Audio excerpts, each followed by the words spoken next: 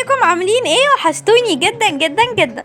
فيديو النهارده شيق جدا لاني هنبدا النهارده مع بعض اليوم الصبح، وابدا اقول لكم الروتين اليومي اللي انا بعمله لبشرتي ولشعري ولوشي وكل حاجه الصبح. ببدا ازاي؟ طبعا بعد ما بغسل وشي وبغسل سناني ببدا ان انا احط كريمات علشان نضاره البشره وغسول عشان اغسل وشي طبعا من كل الاتربه ومن كل الوسائل. هنبدا مع بعض بكل حاجه هبدا اقولها لكم وكل حاجه انا ببدا استعملها. اول حاجه هستعمل معاكم زي ما انتم شايفين ده غسول للبشره. طبعا انا مش بستعمل غسول غرنيت لاني مش بثق فيه، والحقيقه بيحصل لي حساسيه، عشان كده انا بستعمل اي غسول تاني غير غسول غرنيت. وهبدا دلوقتي ان انا هعمل وشي همسحه كله بالغسول، وبعدها هنبدا بالخطوه التانيه. كملوا معايا عشان تعرفوا الروتين اليومي.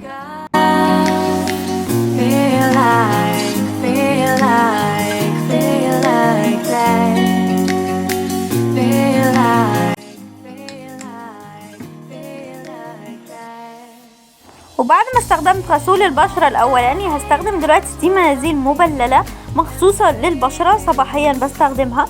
هي منديل عبارة عن بتستخدمه بعد الغسول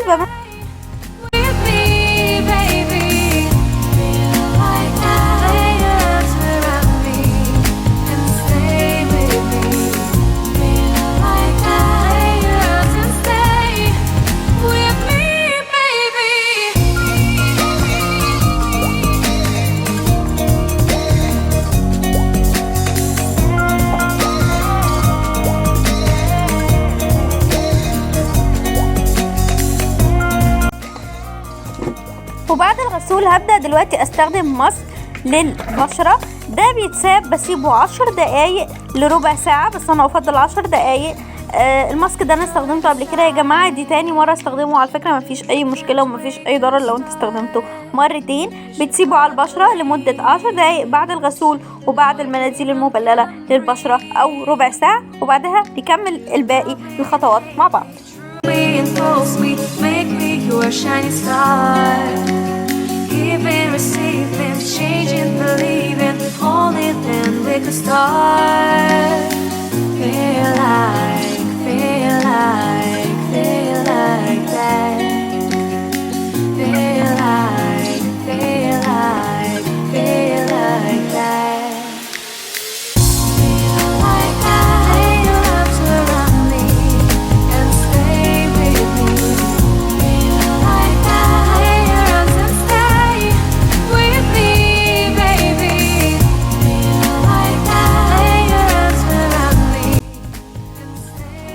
الماسك انا بحب ان انا اعمل مساج للبشره بحيث ان تبقى تحت العين ما يبقاش في اي سواد، او عند الخدود ما يبقاش في اي هالات او اي حاجه يعني مش ظريفه للوش. تاني حاجه هبدا بيها معاكم، تالت حاجه هبدا بيها معاكم واللي هي الماسكات اللي تحت العين.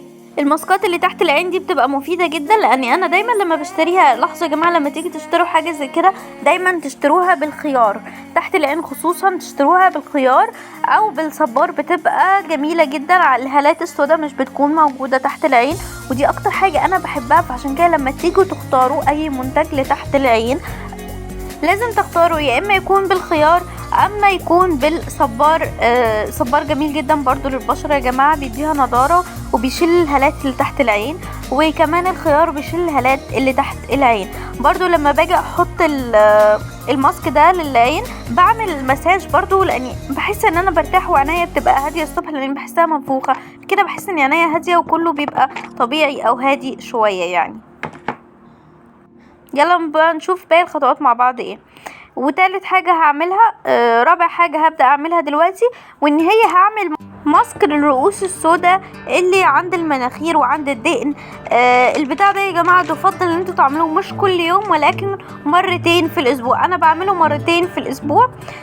المرة اللي انا اخترت فيها ان انا اعمله كنت الماسك ده بالذات بيبقى ليه حاجة معينة، اني لازم تستخدموا مية عند المناخير وعند الدقن. الحته اللي انتوا هتحطوا فيها الماسك لازم تكونوا مستخدمين ميه مبلله او ميه سخنه، يفضل ميه سخنه او لو انتوا فعلا عايزين نتيجة حلوة جدا يفضل تعملوها مع حمام البخار. بعد حمام البخار بعد الدش تعملوا حمام بخار، بيكون بجد بجد تحفة. كل الهالات السوداء اللي حوالين المناخير وعند الدقن بتتشال بجد بجد، وعن تجربة يعني انا مش اول مرة اعملها، انا على طول بستخدم المنتج ده وعلى طول بعمله. زي ما انتم شايفين هبدأ ان انا امسك، هو عبارة عن زي صمغ، هبدأ امسك الصمغ ده وهعمل بيه على المناخير الاطراف اللي انا شايفة ان فيها هالات سوداء وعايزة اشيلها. وهبدأ ان انا اشوف طبعا الدقن وكل حاجة، وهسيبها لمدة 10 دقايق. ومتنسوش يا جماعة ليها مناديل معاها كده صغيرة، المناديل دي برضو هحطها على المناخير وعلى الدقن. الحتة اللي انا حطيت فيها هحط فيها المناديل، وهحط فيها كمان هسيبها لمدة 10 دقايق مع المناديل، 10 دقايق او ربع ساعة. نركز في الوقت ده اهم حاجة، 10 دقايق او ربع ساعة مش اقل عن كده.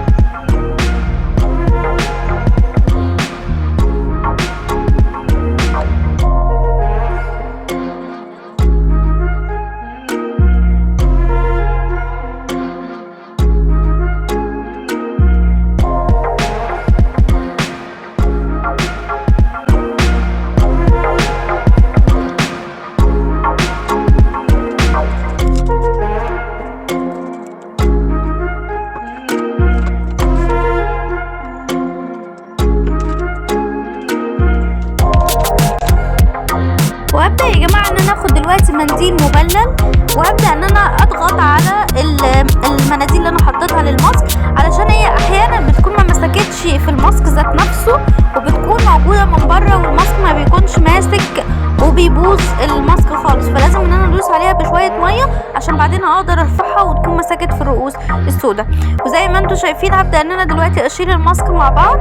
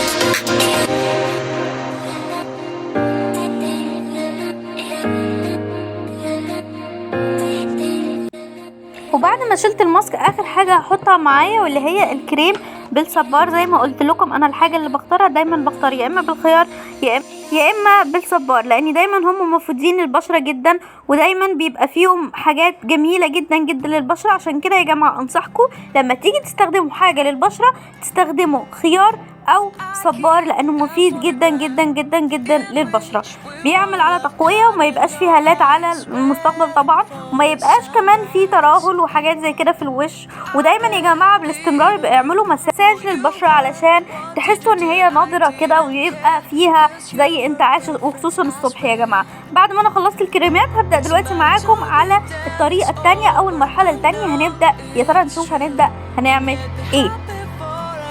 وبعد ما خلصنا الكريمات دلوقتي هبدأ مع بعض يا جماعة. الكريم اللي انا بوريهولكوا ده مش فاونديشن او زي كده زي ما انتم فاهمين، لا الكريم ده بيكون زي مقوي للبشرة.